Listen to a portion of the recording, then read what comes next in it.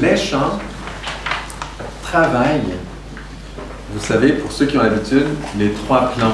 Hein? Quand on dit le plan de la volonté physique, le plan émotionnel et le plan mental dans l'être humain. Eh bien, le chant, à travers le rythme, à travers la mélodie, ça veut dire les notes, hein, comment les mélodies vont, et aussi est-ce que c'est fort, est-ce que c'est doux, etc. Eh bien, touche le monde émotionnel, le rythme touche le monde de la volonté, et les paroles, les mots qui sont prononcés, le verbe qui est mis dans les chants, touche bien sûr le plan mental. Il y a des mots, ça nous touche le plan mental. Et donc les chants, c'est très particulier parce qu'ils touchent les trois plans. Et donc, on pourrait dire qu'il y a toutes sortes de choses qui touchent les trois plans, je comprends. Mais vraiment, c'est le cas avec les chants. Et il y a une autre couche qui est toute spéciale avec les chants, c'est que quand il y a des chants, mais là, vous avez écouté. Donc, vous avez écouté le chant qu'on vient de faire. Mais quand il y a des chants, on peut aussi les chanter.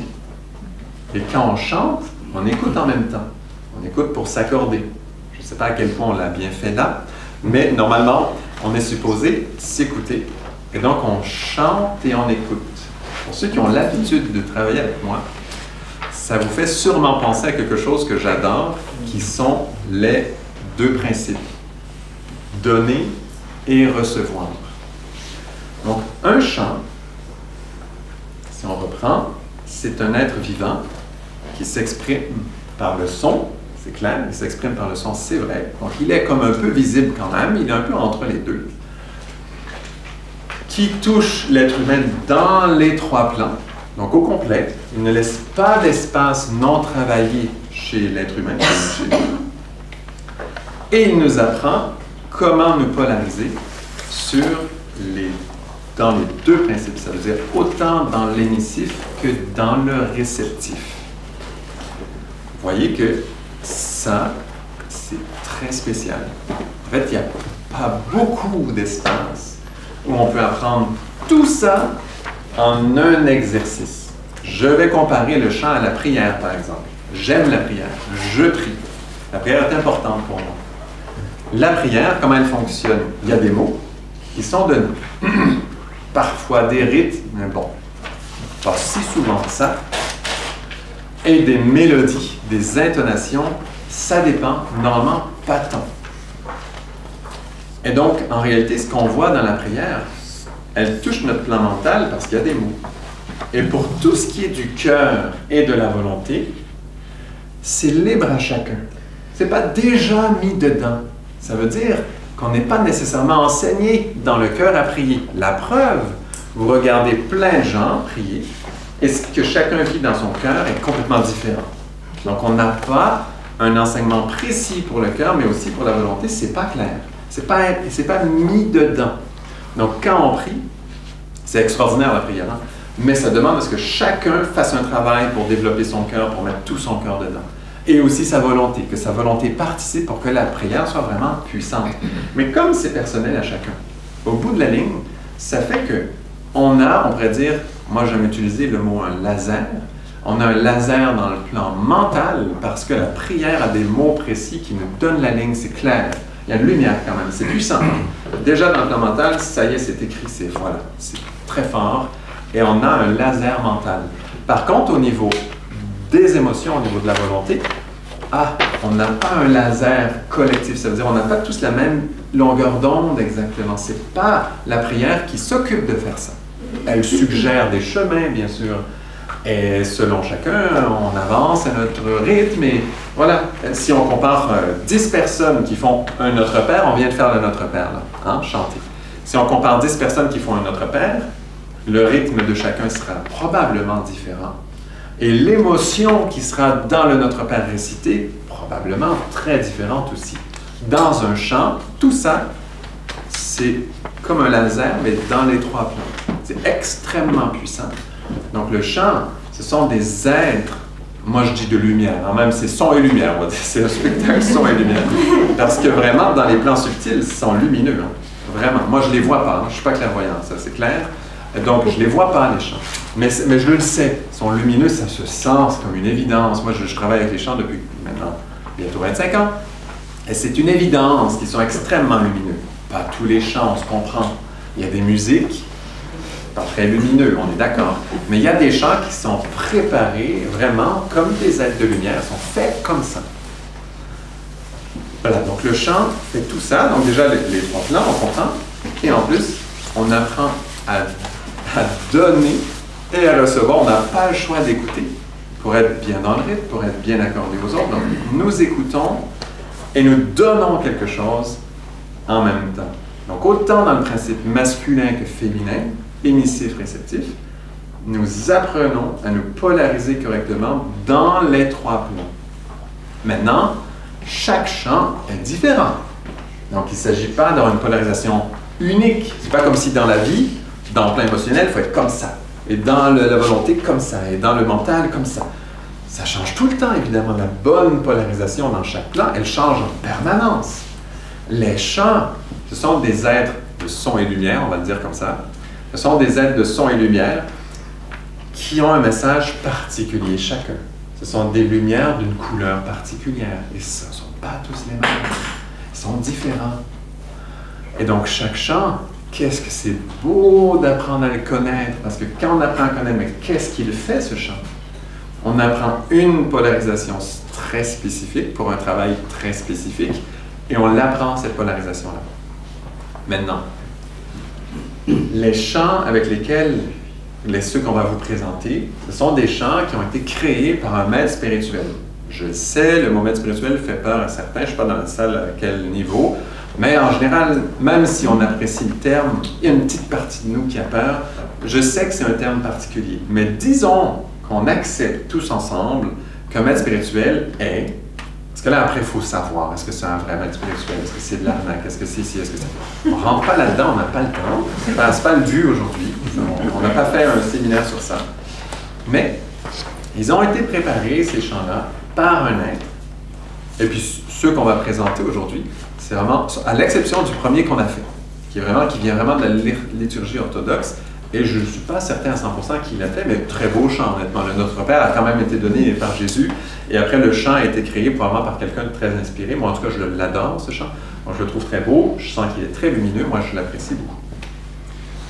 Donc, ceux avec lesquels on va travailler, les 7 autres qu'on va travailler, ont vraiment été composés par un maître spirituel, mais spécialement d'harmonie, de sagesse, et qui était vraiment musicien. C'est le maître Peter Denov, un bulgare. C'est pour ça que c'est chanté en bulgare aussi. Les mots qu'on prend, ce sont des mots bulgares, vous entendrez. Ceux qui parlent le bulgare vont reconnaître, ceux qui parlent un peu des langues, je sais pas, en russe ou autre, vont reconnaître des mots, c'est sûr. Et voilà. Donc, nous, on va utiliser ça. Pourquoi? Parce que, selon ce qu'on a recherché, ce qu'on a senti, ces chants-là, moi, personnellement, je porte la certitude qu'ils ont vraiment été préparés comme des êtres vivants qui nous éduquent sur certaines notions dans les 3 plans, comme on vient de décrire. Ceux-là ont été préparés pour ça. Ce sont des exercices même. Même le maître Peter Denov, lui, appelait ces chants-là, il ne disait même pas que c'était des chants. Il disait que ce sont des exercices. Le jour où vous découvrirez des vrais chants, c'est encore autre chose. Alors les chants, on n'a pas fini. On est loin, loin, loin. Ce qu'on présente là, ce n'est pas le summum de l'humanité. C'est pour l'instant ce qu'on a, nous, de disponible, qu'on connaît, qu'on est capable de partager. Et donc, on a choisi ces chants-là spécialement. Pourquoi? Parce que je les connais bien. Moi, je travaille avec eux depuis longtemps.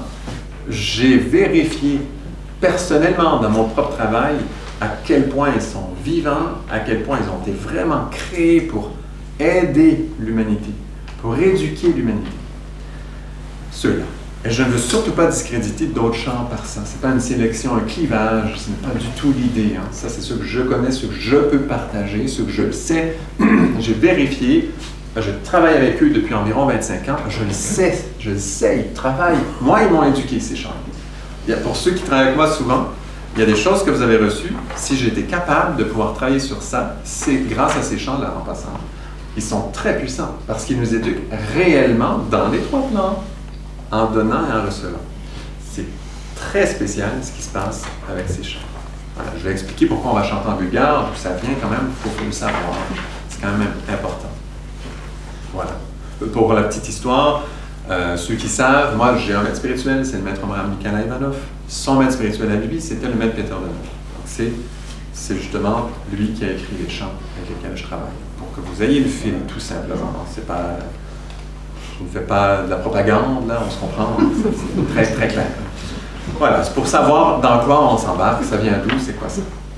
Donc maintenant, je vais rajouter à ça un petit sujet extrêmement important pour moi. Et en fait, c'est quelque chose que je voulais faire depuis très longtemps, travailler avec des chants. Parce que, après ce qu'on vient de se partager, ce que font les chants, pour ceux qui ont le souhait, le désir dans leur cœur, de voir naître un système d'éducation meilleur pour les enfants, pour l'humanité. Moi, en tout cas, je porte ça super fort. Et je pense qu'il y en a d'autres dans la salle aussi.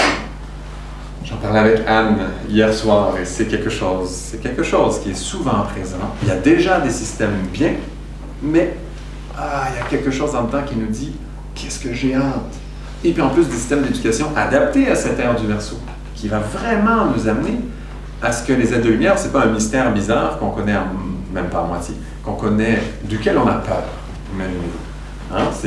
On en est presque là aujourd'hui, hein? Dans l'humanité, c'est très près de ça. On va être honnête. Et donc, un système d'éducation qui nous amène à être à l'aise avec ces plans-là. À l'aise, ça ne veut pas dire aller planer dans des plans bizarres et pas être sur Terre. Hein? C'est pas ça, être à l'aise avec les plans invisibles. C'est être connecté à eux, savoir ce qu'ils font, savoir comment ça fonctionne, être bien avec tout ça, pour vrai, être sur Terre, là, dans notre corps. Hein? C'est très important. Et donc, les chants, moi, personnellement, je les considère comme la base du système d'éducation à venir. Et ça a l'air pour l'instant très petit, parce que c'est pas tellement commun de nommer ce qu'on vient de nommer aujourd'hui. On n'entend pas ça à la radio tous les jours, ce qu'on vient de partager avec les chants, voilà, ont un potentiel de ce type.